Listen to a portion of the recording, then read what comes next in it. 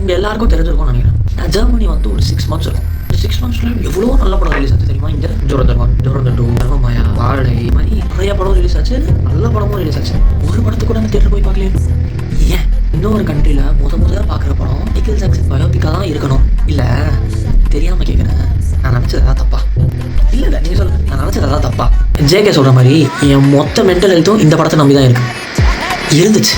இன்னும் இவ்வளோ கேவலமாக ரேட்டிங் கொடுத்து வச்சிருக்கீங்க. அவ்வளோ கேவலமாக இருந்துச்சு. மைக்கேல் ஜாக்சன் நம்ம எல்லாருக்கும் பிடிக்கும். அவரோட பயோபிக்னா பிடிச்ச மனுஷனோட வாழ்க்கை வரலாறு தானே. நீங்கள் பாருங்களேன், ராட்டன் டொமேட்டோவில் 27%, IGNல 3, ஆஃபுல், ராஜர் எம்பரில் 1 ஸ்டார். என்ன சிம்ரன் இதெல்லாம்? இப்போதைக்கு கிரிட்டிக்ஸ் பார்த்து தான் ரிவ்யூ கொடுத்துருக்காங்க. நான் நாளானிக்கு போகலாம், ஐமேக்ஸில் போகலான்னு ஃப்ரெண்ட்ஸ் எல்லாம் கன்வின்ஸ் பண்ணுறேன்டா. இதை நம்பி இன்னும் 2-3 வீடியோ வேறு எடுத்து வச்சிருக்கேன்டா. அவள் தான் முடிச்சு விட்டுன்னு போங்க. நான் படம் பார்த்துட்டு ரிவ்யூ சொல்கிறேன் போங்க அப்படின்னு சொல்ல வந்தேன். நீங்களாம் படம் போயிட்டு படம் எப்படி இருக்குன்னு சொல்லுங்கள், நான் அதுக்கப்புறம் போய்க்கிறேன்.